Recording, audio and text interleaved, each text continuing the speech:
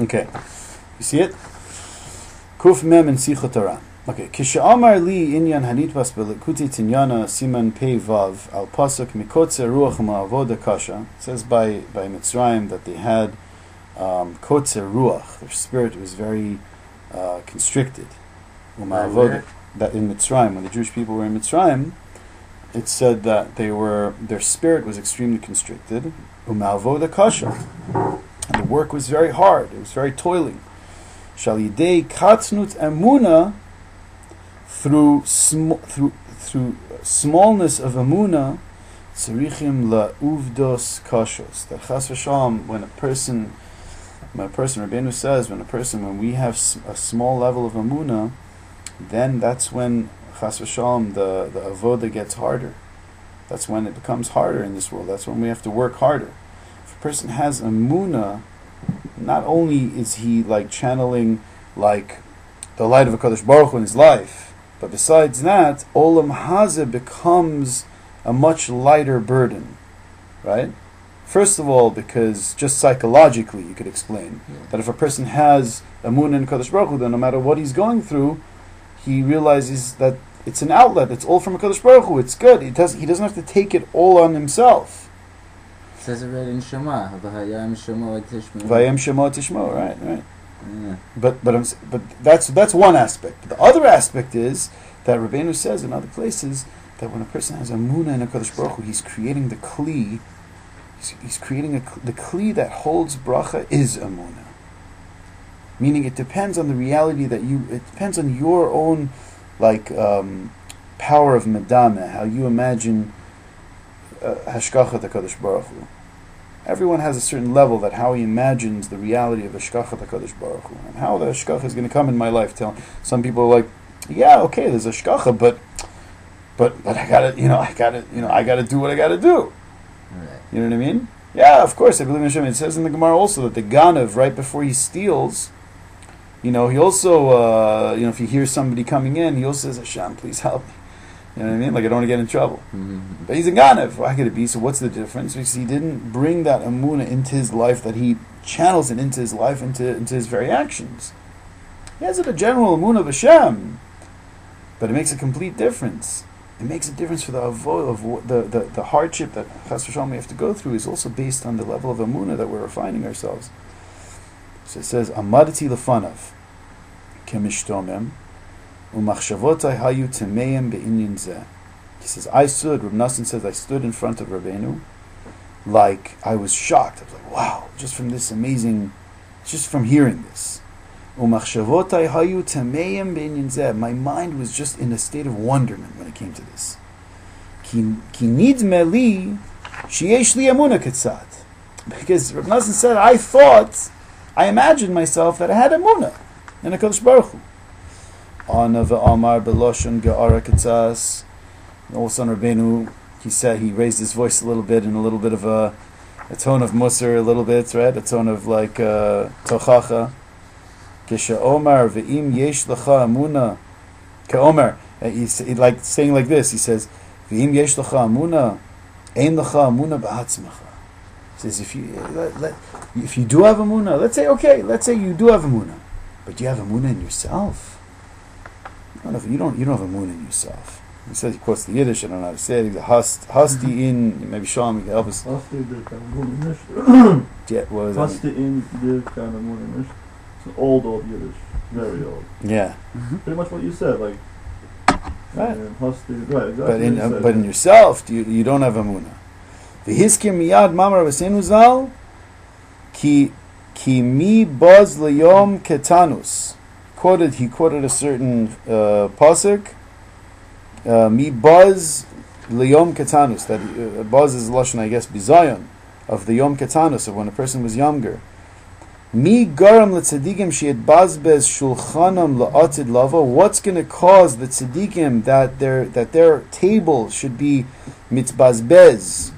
Right, it shouldn't be good la'atid lavo. What's going to cause the tzaddikim that it shouldn't be good from their revelation shouldn't be as strong in the future as it could be? What's going to hold them back? Katnus shahaya bahem ba'atzman. the smallness how they viewed themselves. How much smallness did they have that they didn't have emuna in themselves. Confidence or emuna?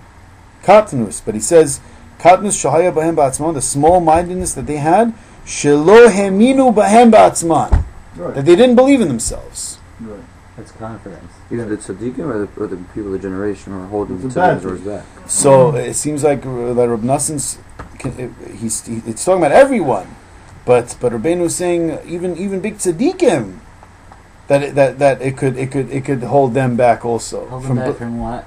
From coming from a level of becoming stronger in avodas Hashem and in helping others, and how sometimes people could look at themselves that downtrodden and no, I can't, I'm not shaykh for holiness and this that. Rabbeinu says this is pasul, this is asur. You can't say such things. If you knew how kadosh you are, you knew where the neshama of a Jew comes from.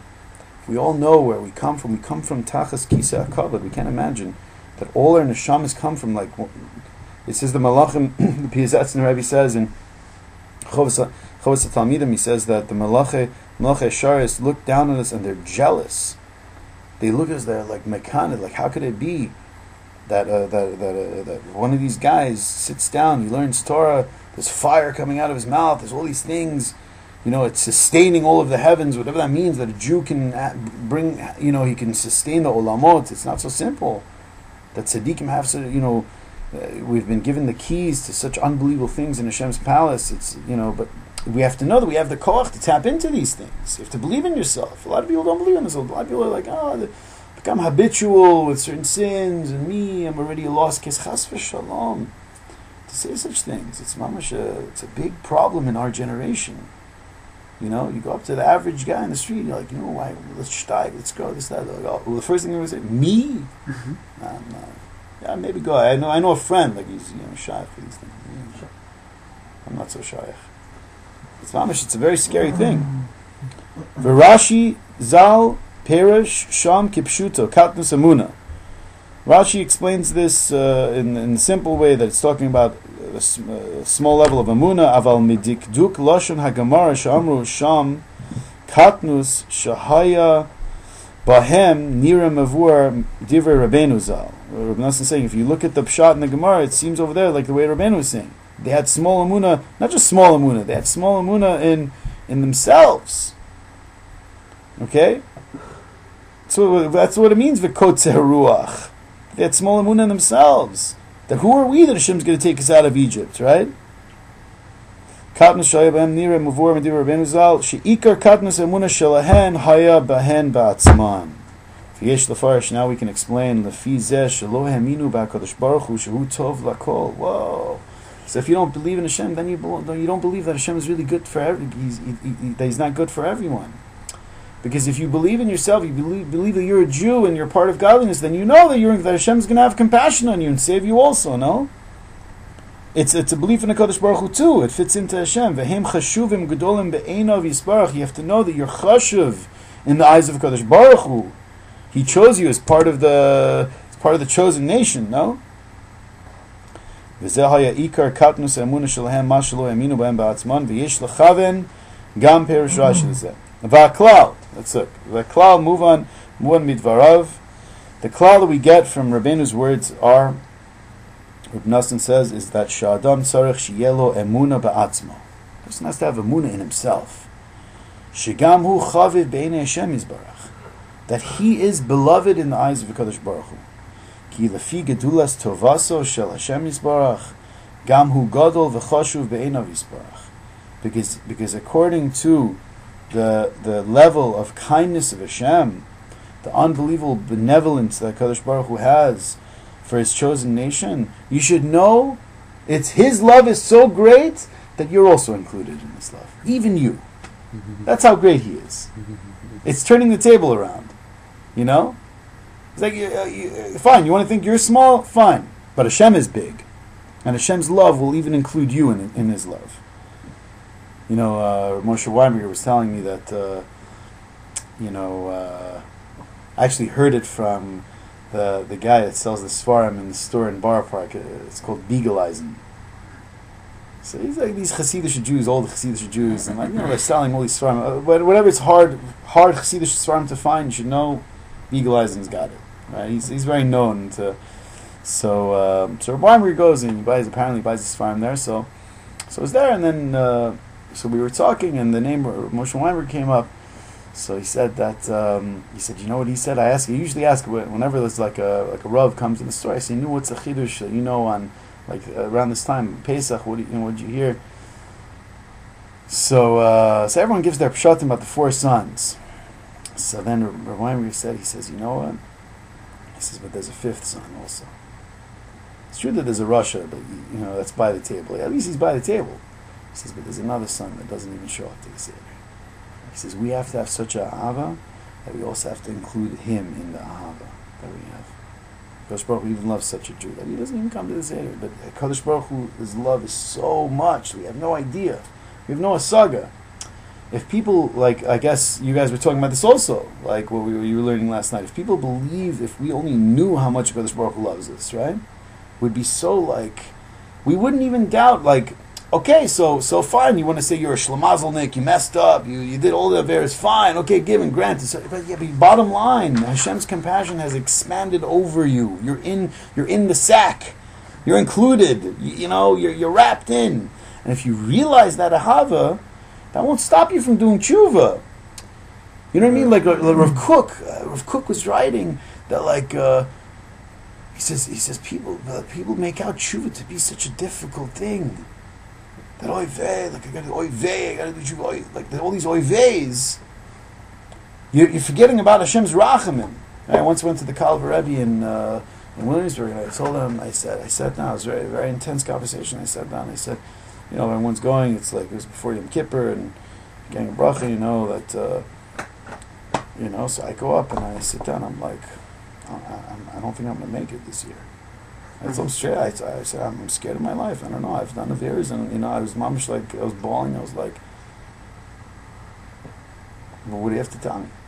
And he was like, he's like, you know what? He's like, Yonatan, you're looking at this day as the, Yom Hadin.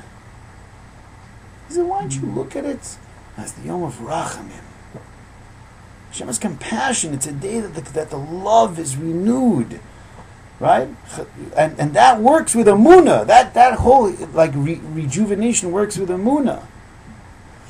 Right? Chadashim labekarim rabba emunatecha. Which means, right, with that renewal, with that power of chadashim, of ischachus, rabba emunatecha. How great is your EMUNA? It's that powerful that you can begin again. You know that there was a story about, like I mentioned at one time, about the 4 people that went to Pardes. There was 4 Tanaim that they said that they're going to go to a place together into the heavens. Into the Pardes also is a remez for Pshat, Remez, Drush, and Sod, meaning they're going to enter into realms they never went before in the heavens.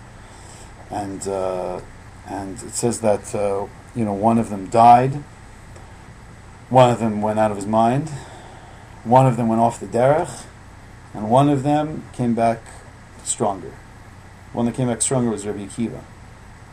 The one that went off the derech, which in the Gemara later they refer to as Acher, he was Elisha ben Avuya, and he had a Talmud, Reb Meir.